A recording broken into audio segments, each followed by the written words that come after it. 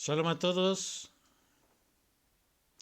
Veremos hoy cómo el pueblo judío inventó la esperanza. El judaísmo es una lucha sostenida contra el mundo que existe en nombre del mundo que podría ser, pero aún no es. Uno de los momentos más formativos en la historia del judaísmo se produjo en el encuentro entre Moisés y Dios en la zarza ardiente. Moisés le pregunta a Dios qué nombre debe usar cuando la gente le pregunta quién es Él. Dios responde enigmáticamente, en una frase que no aparece en ningún otro lugar del Tanaj. Eye, Asher, Eye. Las traducciones no judías leen esto en el sentido de soy lo que o quién o eso soy. Otros lo traducen yo soy, eso es lo que soy. O traducción es yo soy lo que es. Esos son errores de traducción profundamente significativos. La frase significa literalmente seré lo que seré. O más fundamentalmente, el nombre de Dios pertenece al tiempo futuro. O sea que su llamado es a lo que aún no es. Si no entendemos esto, nos perderemos lo que hace que el judaísmo sea único. Considere la estructura de la narrativa bíblica. En la literatura hay muchos tipos de narrativas, pero todas tienen algo en común. Lo que Frank Kermode llamó el sentido de un final. Llegan al cierre. Algunos terminan con y todos vivieron felices para siempre. Llamamos a esto cuentos de hadas. Otros terminan en muerte y derrota. A esto lo llamamos tragedias. Y hay otros tipos, pero todos tienen un principio y un final. Eso es lo que convierte en historias. Ahora consideremos en la Biblia, en el Tanaj, Génesis. La historia judía comienza con el llamado de Dios a Abraham para que deje su tierra, su lugar de nacimiento y la casa de sus padres, para viajar a la tierra que te mostraré. Así dice Dios. 7 veces Dios le promete a Abraham la tierra, pero él tiene que regatear con los hititas para comprar una pequeña parcela para poder enterrar a Sara. Jacob y su familia se ven obligados a exilarse en Egipto. Al final, Bereshit, Génesis, termina con la promesa incumplida. Entonces comienza Éxodo. Dios llama a Moisés para que lleves a los israelitas de regreso a la libertad y a la tierra prometida. Ahora sentimos, la historia está a punto de llegar al fin. Pero no. Viene en cambio un viaje que debería tomar días, toma 40 años. En la escena final de Deuteronomio, de Éxodo, vemos a Moisés aún al otro lado del Jordán, al que se le concede solo una visión lejana de la tierra. Una vez más, se aplaza el final natural. En el Tanaj, Crónicas 2:36, con los israelitas nuevamente en el exilio, esta vez en Babilonia, Ciro les da permiso para regresar. Estamos casi de regreso donde comenzamos, en la misma región de donde partió Abraham y su familia. Yo no conozco otra historia que tenga la misma forma, es decir, un comienzo, pero no un final. No pensaríamos en ello como historias en absoluto, sino porque conocemos el final.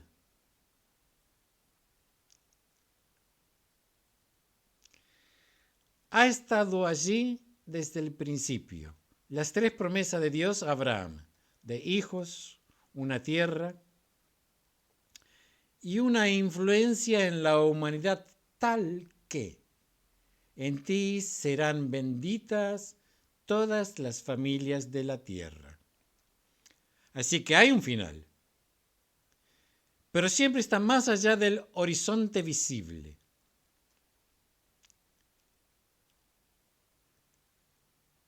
La historia judía termina como terminó la vida de Moisés, con un atisbo de la tierra aún no alcanzada, un futuro aún no realizado.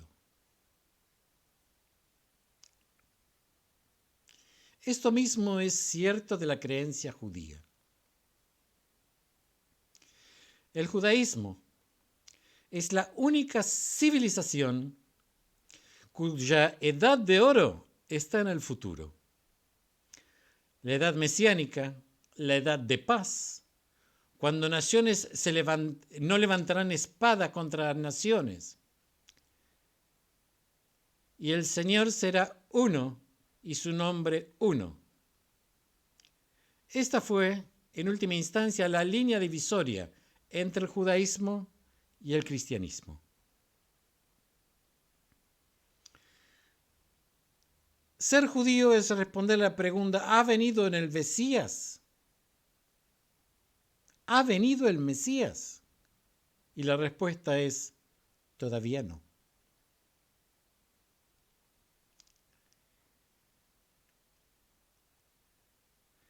En la fina frase de Harold Fish, la narrativa judía es el recuerdo insaciable de un futuro aún por cumplir. ¿Por qué? ¿Qué nos dice esto sobre el judaísmo?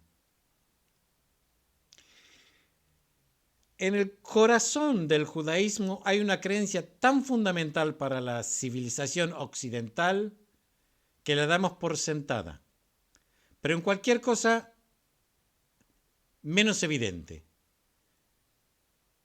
O sea, no es para nada evidente.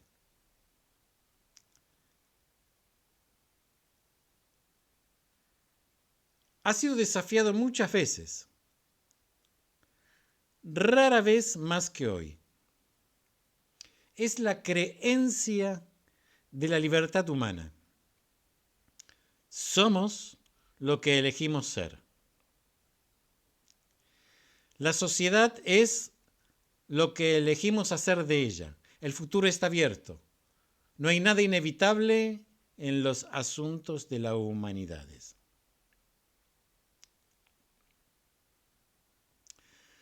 Los antiguos creían que el destino humano estaba en las estrellas, o destino ciego, lo que los griegos llaman Ananké. Baruch Spinoza argumentó que nuestras vidas están gobernadas por necesidades naturales. Marx afirmó que la historia estaba determinada por los intereses económicos. Freud sostenía que el comportamiento humano estaba formado por impulsos inconscientes. Los neodauриnistas argumentan que estamos gobernados por códigos genéticos integrados en nuestros cerebros. La libertad en todas estas teorías es una ilusión.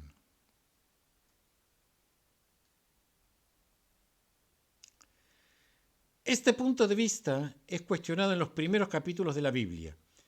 Por primera vez se ve a Dios más allá de la naturaleza, creando la naturaleza mediante un acto de voluntad libre y sin coerción. Al crear a los seres humanos a su imagen, o sea, a su condición, Él nos otorgó algo de esa libertad. Solo entre las formas de vidas creadas, nosotros también somos capaces de ser creativos. Únicamente nosotros, los seres humanos. La narrativa bíblica es el drama continuo de la libertad humana. Las primeras 4 narraciones son trágicas. Primero Adán y Eva, luego Caín, abusan de su libertad. Eso luego se repite a escala global por las generaciones del diluvio, los constructores de Babel. Las personas usan su libertad para transgredir los límites o priva a otros de su libertad.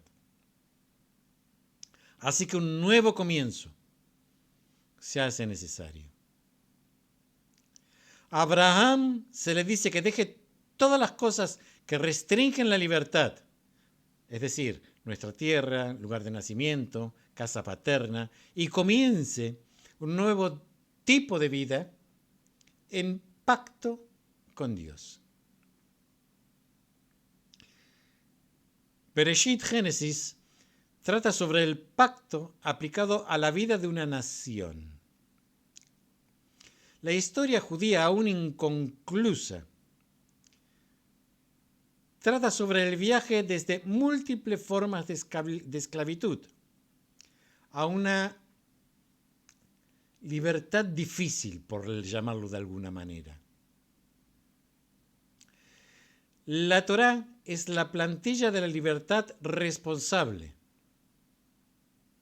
Nuestra constitución de la libertad.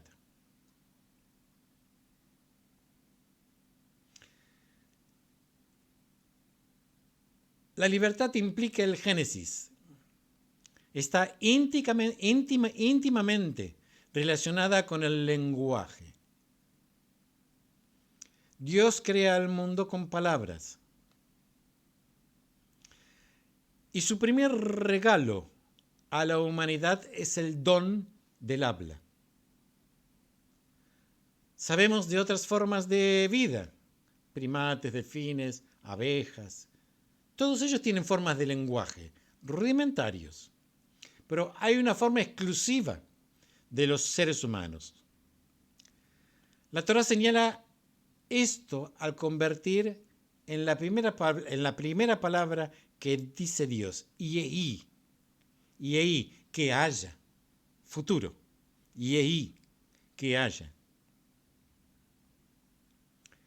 Los seres humanos somos la única forma de vida capaz de usar el tiempo futuro.